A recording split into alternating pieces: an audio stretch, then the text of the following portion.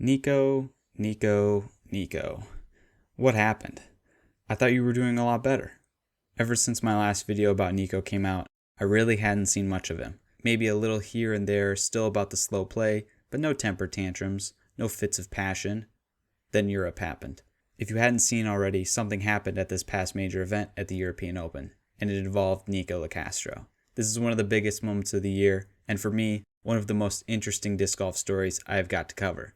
So what happened exactly? What led to the dropping of sponsorships, a leave of absence, and eventually a disc golf suspension? We are going to take a deep dive into everything that took place, from the actual event, sponsorships, public outcry, and the suspension that was just announced. Once a PDGA Player of the Year, now he can't even play a tournament. The fall of Nikko Locastro. Nikko, what happened?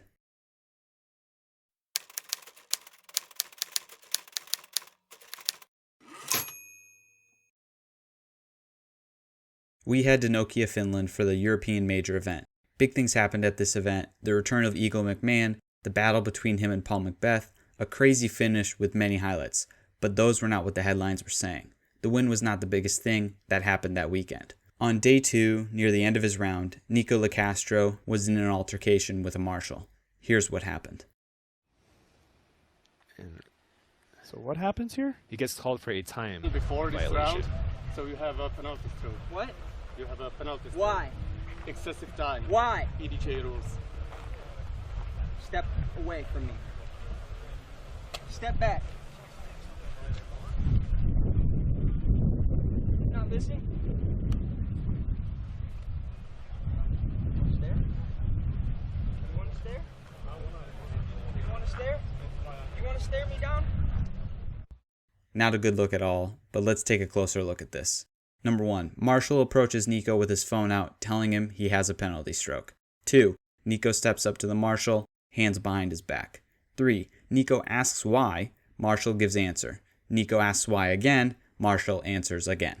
4, Nikko asks Marshall to step away from him, the marshal does. 5, Nikko then walks down the marshal.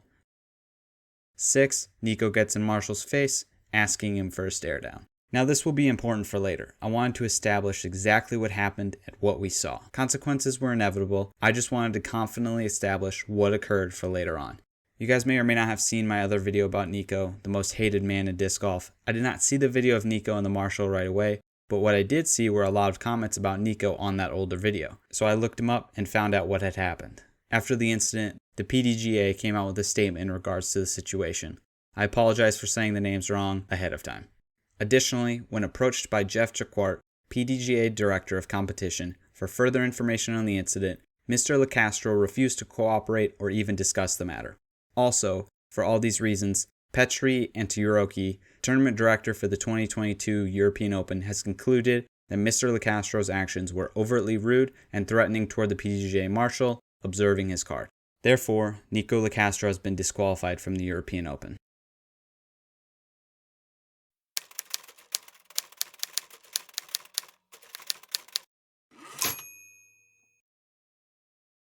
Later that evening, Nikko Locastro took to Instagram to comment on the situation. In the video, he apologizes for the way he acted, and he apologizes to the PDGA and the marshal. He finished off the video saying that he had just found out he had been disqualified. I can hardly put it into words about how I feel today. I found out about 10 minutes ago that I was disqualified from the European Open, and it's rightfully so. I probably should be. It's just it's a tough spot to be in right now. I know that I let a lot of people down. I let my fans down. I let people down that are fans of the sport of disc golf, and I know the response is not going to look good, but I know in my heart that I am sorry for what happened today on the 18th hole. A very quick response to the situation. By this time, he was blowing up on social media. The tournament would go on and finish with 2 great players battling it out, but no one was really focused on that. Everyone was wondering, what's going to happen now? What is the PDGA going to do?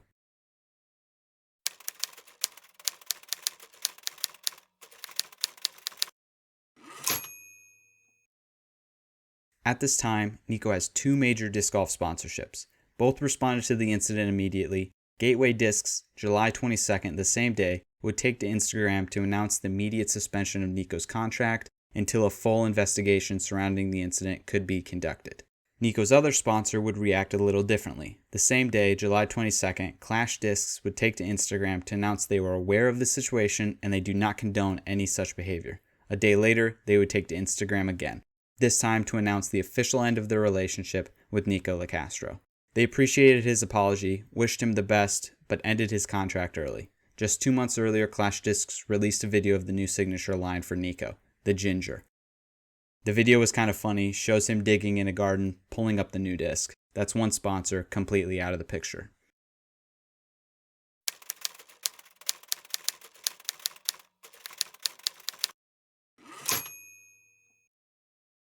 We head to Nikko's Twitter for his official statement on the situation. As you know, I've made a mistake in my disc golf career. I am taking a temporary leave of absence. Nikko basically took it into his own hands to suspend himself for the short term, waiting on the decision from the PDGA disciplinary committee. Just 2 days later, we see Nikko suspended by one sponsor, dropped by another, and taking a leave of absence. Nikko has deep family connections to Gateway Discs, so it wasn't really a surprise when on July 30th, they would announce on Instagram that they were supporting Nikko and helping him get to a place that he needs to be.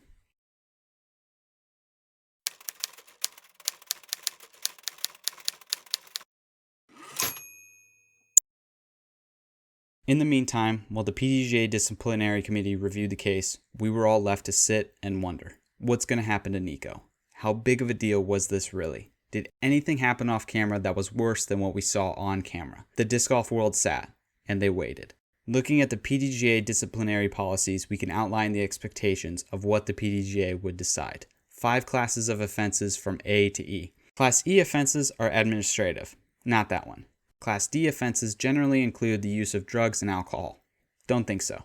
Class C offenses generally involve instances where intent is hard to prove, harassment, failure to adhere to the rules of play, and repeated offenses of courtesy violations. Maybe this one? Class B involves dishonesty, theft, or cheating. Not this one either.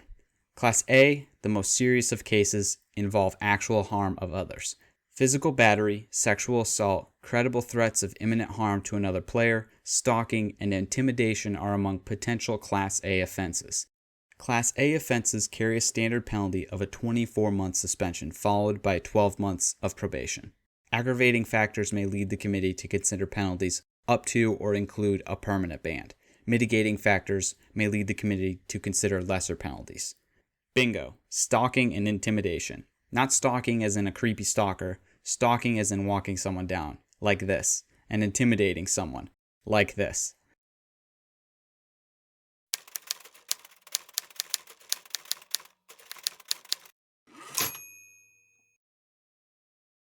Nikko Locastro, player number 11534. Offense, Class A. Penalty, 9 months suspension plus 15 months probation. End date, May 8th, 2023.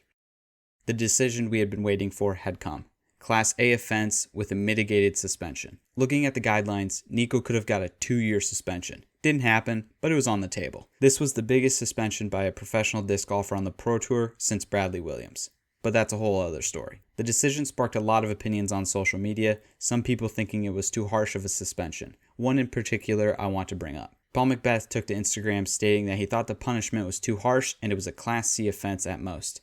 He claimed that the marshal wasn't acting like someone who was intimidated. At the end, he thinks Nikko should try to appeal the case. The reaction to Paul's post was interesting to say the least. It's a different opinion, but everyone gets to have their own. You guys have now seen the video. Make your own opinion on what happened.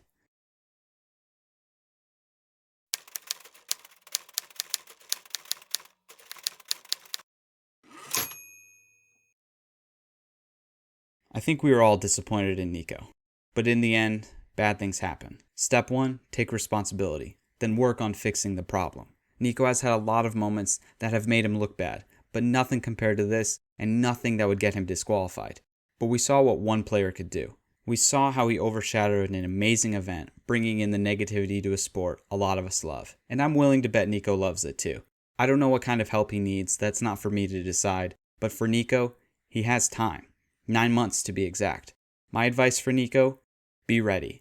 All eyes will be on you next May when your suspension is lifted. You could be in last place, but just be aware. everyone is going to be watching. Phones out, recording, waiting for you to slip again. Prove them wrong. Take this time to get away to improve yourself. Come back a better player, but more importantly, come back a better ambassador to the game of disc golf.